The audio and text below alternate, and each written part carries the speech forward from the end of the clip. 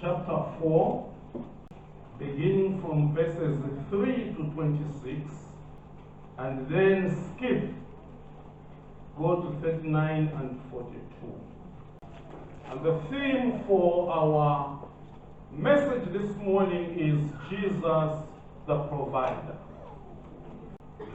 Whatever I'll be speaking as an introduction is coming from the book that we have just read.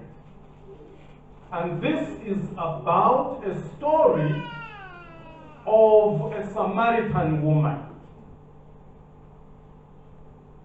So Jesus was in Judea, teaching and baptizing those that were believing in him. He was in Judea, teaching and baptizing those that were believing in him. Because of the multitude that were following him, the Pharisees became jealous. And when he learned about it, he left for Galilee, passing through Samaria. One thing that surprises me here is the fact that the Pharisees were people who were knowledgeable about the law. And we can say they knew all about the law, but they did not know who God was. The law, yes, they did. They knew. For here is the situation. We are all co-laborers in the kingdom. If Pastor Mchami, if Brother Elder Ufula, they do their part very well, why should I be jealous? Because we are laboring for the same thing. Amen. Different gifts. Amen. Operating in us in order to build the kingdom. Amen. But the Bible says the Pharisees, they became jealous because this young man called Jesus Christ was teaching, and many were believing, and they were getting baptized. They became jealous.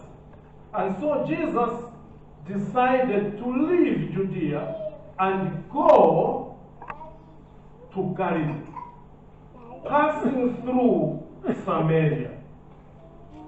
Now, the Bible says he came to a town of Samaria called Sychar, near the property that Jacob had given his son Joseph.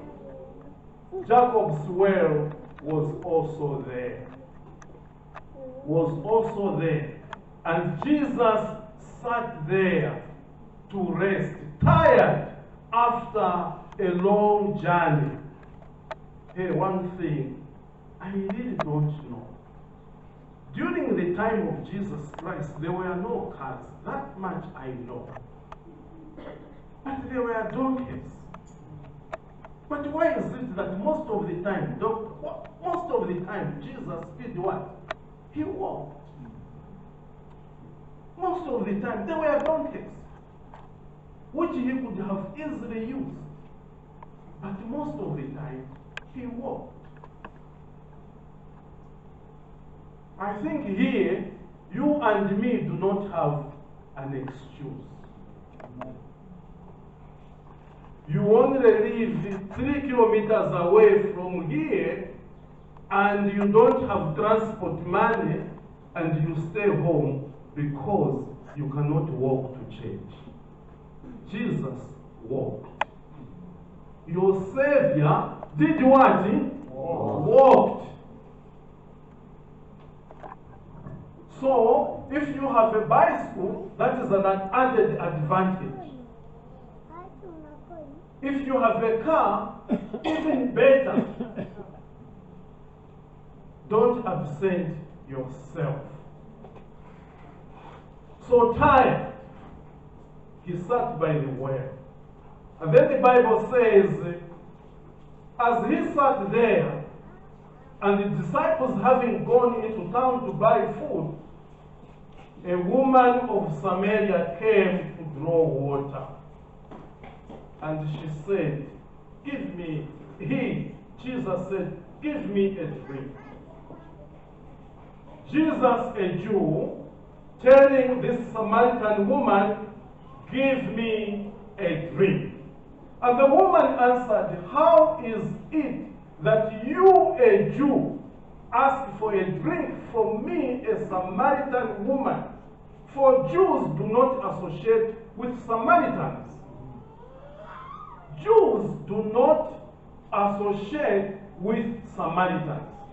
Now, before I continue with the message, I have divided my message into two parts. Today we are looking at part 1, and next Sunday, God willing, we look at part 2. This part 1 is just preparing us for what is to come from the Lord in part 2. Now, in part 1, I now want us to answer the following questions. Who were the Samaritans? Maybe us as elders, we have read and we know, but the younger generation, I want to help. Who were the Samaritans? What is their origin? And why were they despised by the Jews? And finally, what can we learn from the story?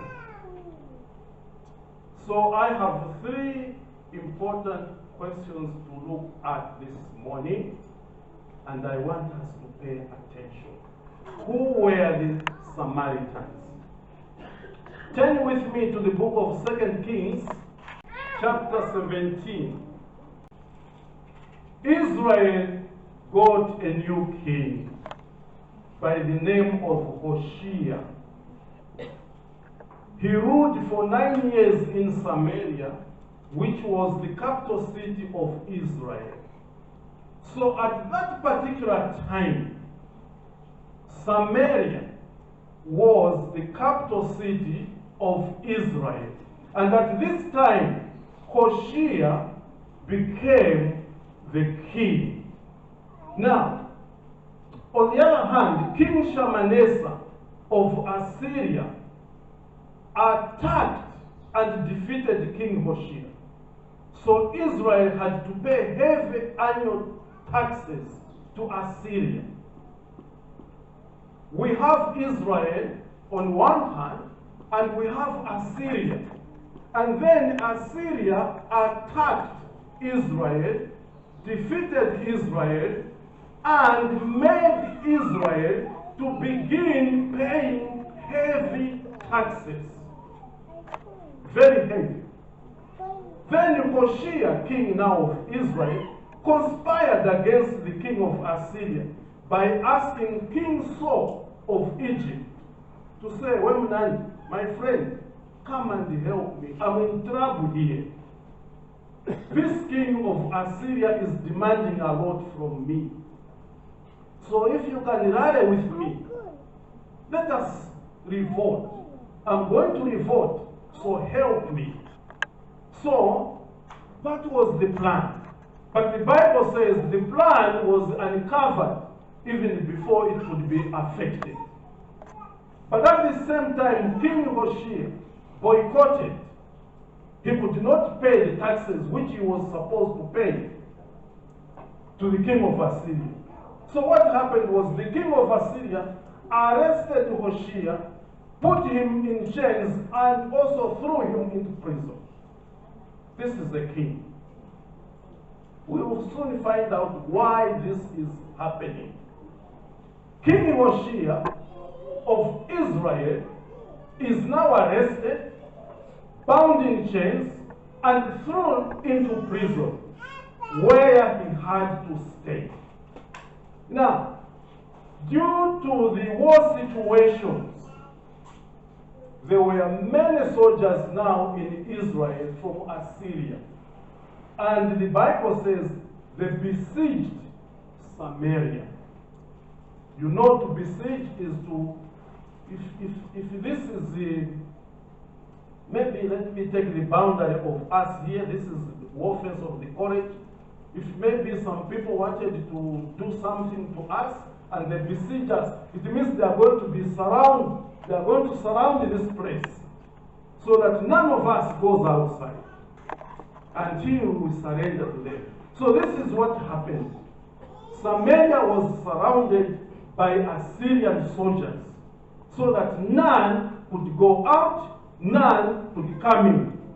And this went on until in the 9th year, Samaria fell. It surrendered. And this is almost the same year when also Hoshea died. So in the 9th year of King Hoshea's reign, Samaria fell, and the people of Israel were exiled to Assyria, where they were placed in colonies.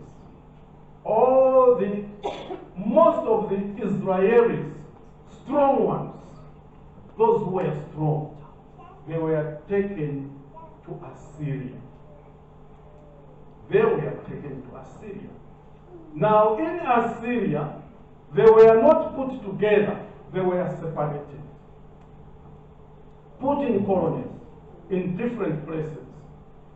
Now, in verse 7, if you go and read well, you'll find that it is clearly stated that the disaster came upon the nation of Israel because the people worshipped other gods. The people of Israel had stopped worshiping their true and living God and began to worship idols like the people who God had driven before them. They have withdrawn themselves from the living God. They are now worshiping other gods. And the Bible says it became so worse that actually some of the Israelites even began to sacrifice their own children by burning them alive on the altar. Something that was detestable in the eyes of God. They began to do that. Something that was detestable in the eyes of God, but they began to do. That's how far they had gone in sin. And this is why, in order to punish them, God sent Assyria to go and punish them. And so they have now been taken away and they are in bondage. Remember, we want to find out who are these Samaritans? Who are the Samaritans?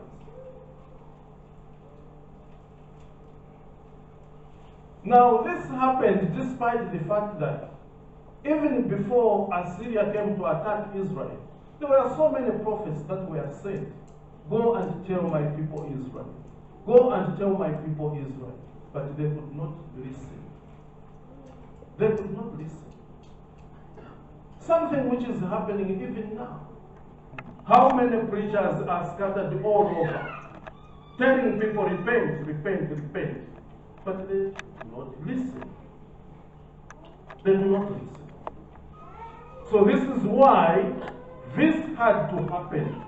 God had to send the nation of Assyria to go and punish Israel. And the people now were taken as slaves to Assyria.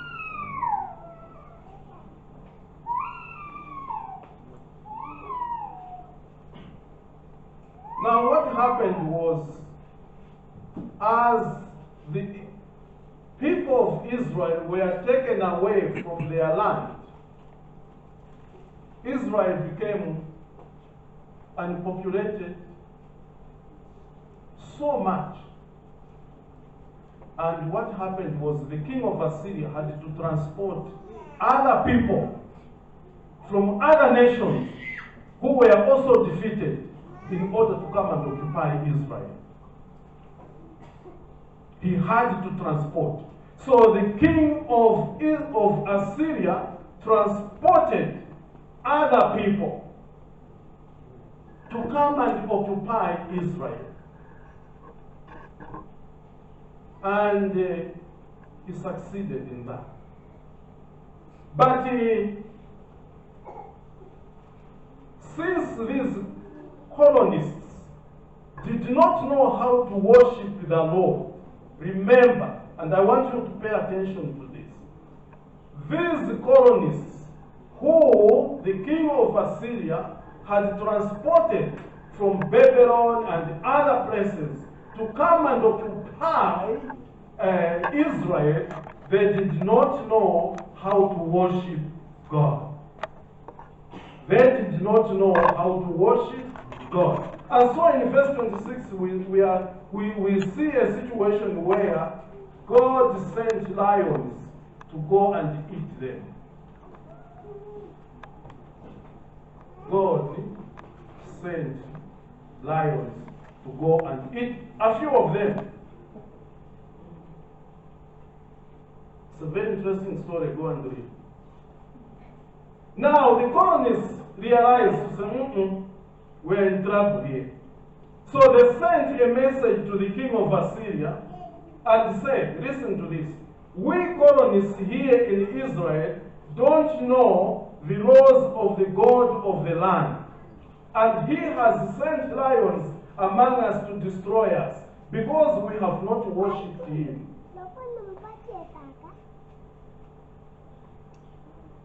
Israel at first, when you read from the very beginning, Moses leading the children of Israel from Egypt up to this new land of Israel, God wanted that nation to be an example to all of us.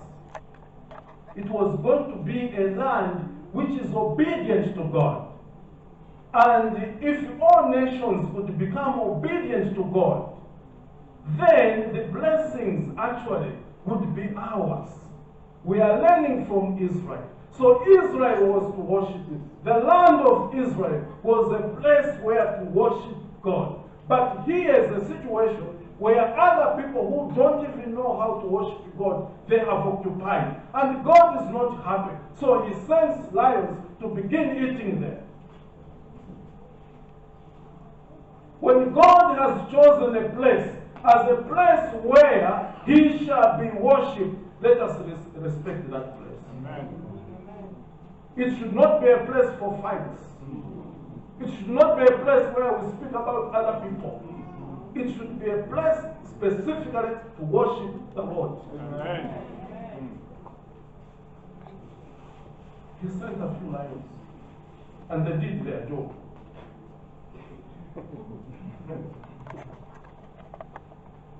So, the king of Assyria ordered that one of the exiled priests from Samaria be sent back to Israel to go and teach the colonists how to worship the Lord. Can you hear that? Send one of the priests to go and teach the people. Mark that one. To go and teach the people to worship me, to worship the Lord.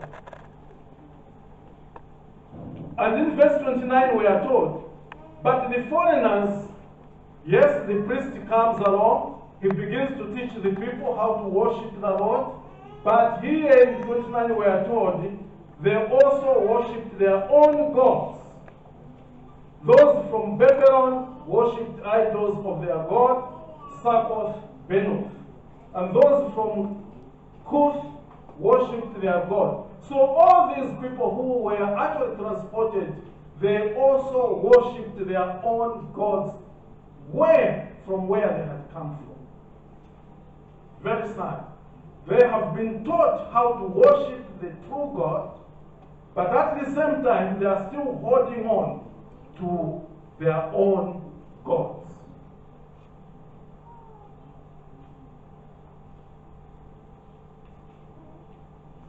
Now, I want us to answer the question, who are the Samaritans?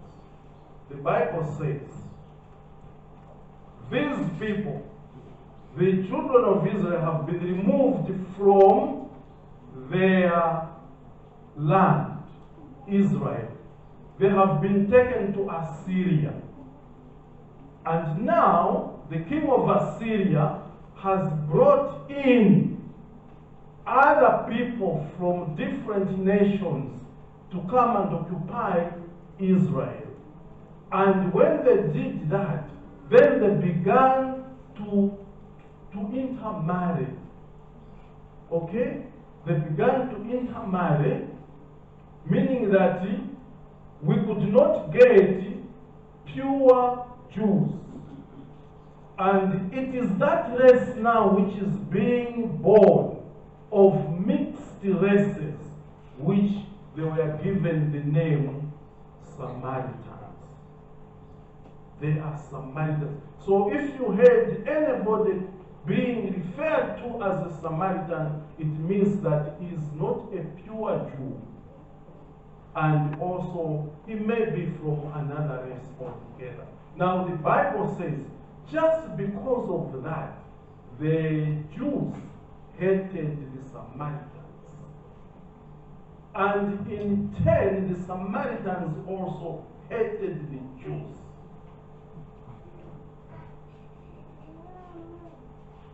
So where did they originate from? Well, we can say they originated from different nations, came to Israel, mixed together, and then we had this race, Samaritans, being born. So this is going to help us as we move on to the next stage. I'm now interested in what we can learn from the story. I don't want to be shown an exit.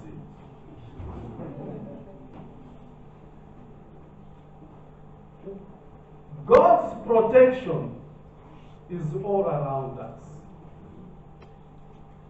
Remember, we have the children of Israel. They are living, but then they have departed from the truth. And God sends Israel to punish Assyria, to punish them. I want to say, from this story, let us learn that God's protection is all around us. You remember the conversation between God and Satan in Job chapter 1. Do we remember that conversation? God's protection is all around us. As long as we remain faithful and obedient to Him. Remember the conversation. Satan, God asked him, have you noticed my servant Job? And Satan's reply was, why should Job be loyal to you? Why shouldn't Job be loyal to you when you have protected him so well and you pay him so well? You have built a hedge around him.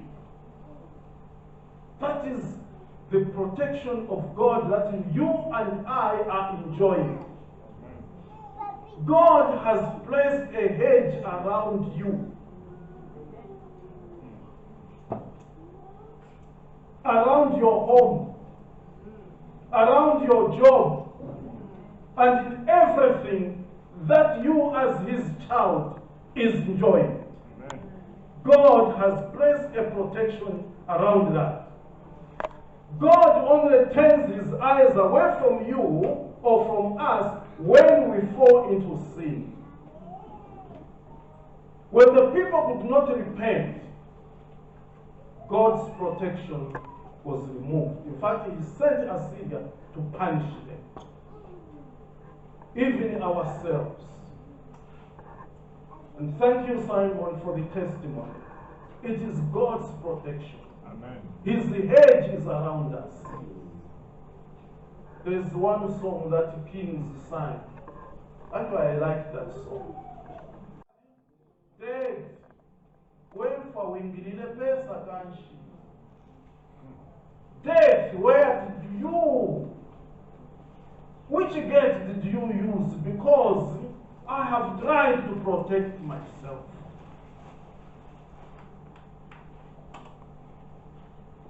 The protection is from above. Amen. from nowhere else but from above. God is the one who protects us. God is the one who protects us.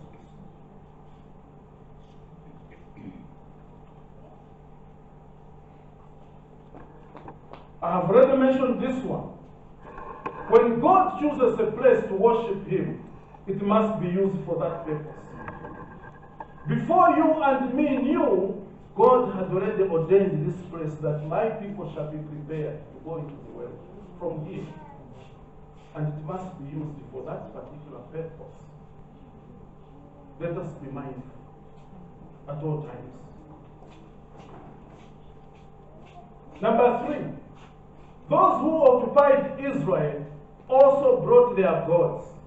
Thus, even though they were taught how to worship God, they also worshipped their own gods. The Bible says, a practice they do to this day. A practice they do to this day. Listen to this one. It's not nice. Their bottles,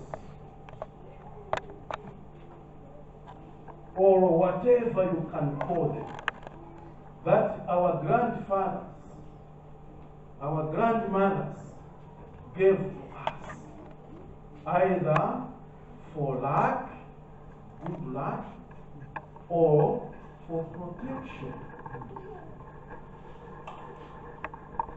They gave to us, despite the fact that God has sent to you men and women to teach you how to worship God in truth and in spirit.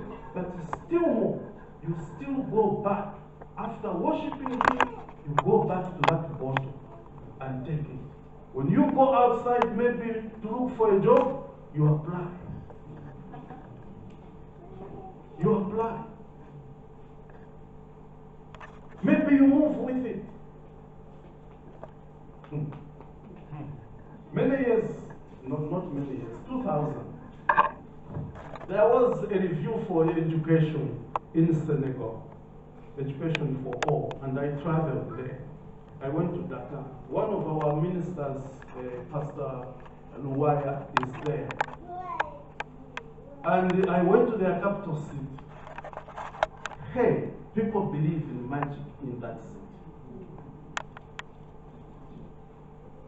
They said, here, you cannot move without something. I said, but what something is that? Otherwise, you are gone. I said, what do you mean? Here, Reverend, there are witches here. So even you have. He says, yes. Now, these were not Christians, they were participants for the meeting. But Senegalese, yes, we have. Where? He says, touch here. I touched. Yes, there was something. And he says, but what's wrong with you? I said, but what? He says, no, something, don't touch again. Women. But what about women? They are putting on this, here, touch here. Hey, is that what is happening? Yes. But do you know God? Says, yes. I'm a Catholic. Hey. Oh. So everybody, the answer is yes. Now, Church of God, these friends of ours, despite the fact that they were taught the truth, they still clung to their old gods. That bond which you have, that's something which you may have. You have been taught the truth. The protection comes from God. Amen. It's not good luck. It's God's favor When the favor of God is upon you, you get what you want. You get what you want. The Bible says God gave the Israelites favor in the sight of the Egyptians, and they spoiled the land of Egypt. Do we read that? Yes. When God's favor is upon you, there is nothing that you will fail to get. It's not that jump. It's not. When God's protection is on you, nothing, no harm will come near you. No harm will come near you. Remember, even in the same story of Job, Satan destroys everything that Job had with permission from God. But still Satan had an excuse. No, it's because of his good health. But the Bible says, God permitted him. Touch him, but don't take his life. And that's why we find now that even the body of Job was turned differently. Scratching all over, boils all over. But life was still in him. God has put a hedge. It means that actually that hedge which was surrounding Job and his property has been removed. Later on, that hedge has been narrowed to his body, and later on, it has only been narrowed to the heart itself. Spoil his body, but let his heart remain pumping. Protection is from God. Amen. Favor is from God. Amen. Nothing else. If you have that bottle at home, bring it. We shall burn it at Berea Worship Center. Amen. We are ready to do it. And once we have done that, you will see. Because now you are being hindered breakthroughs. You cannot experience a breakthrough because of that which you are still keeping. Bring it. We shall burn it.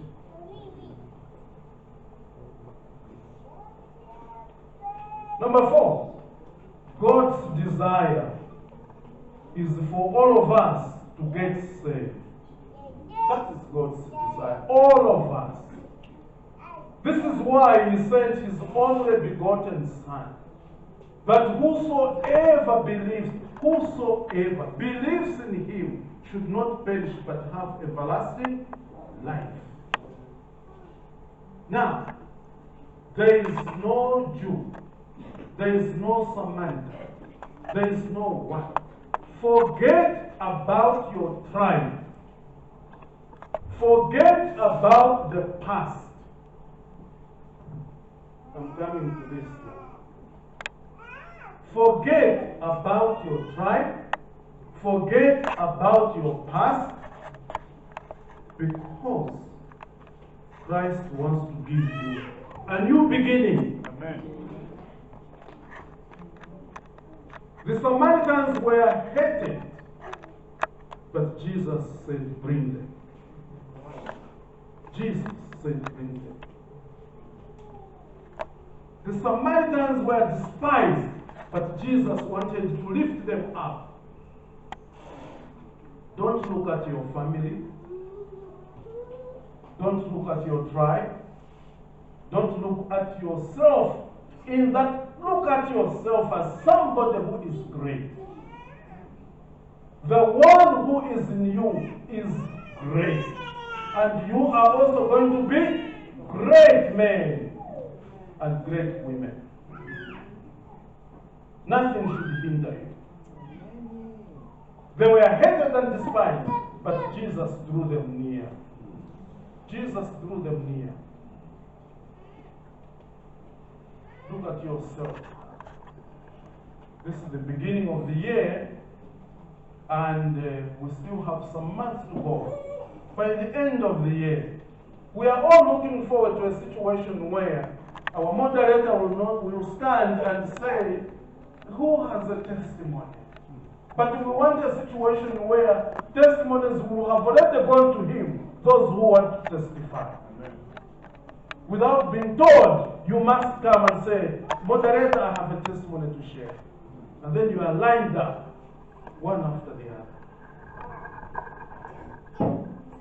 God wants to do something new in your life. He's not looking at your past. He's not looking at your tribe. He's not looking at whatever family you're coming from. Remember, you are the one who can lift up that family. You are the one. And if you don't know, even the family members are looking up to you as somebody who can lift them up. Never give up. The battle has just begun. This woman at the well now said, how can you, a Jew, ask water for me, a Samaritan, a despised person, a person who is hated by the Jews?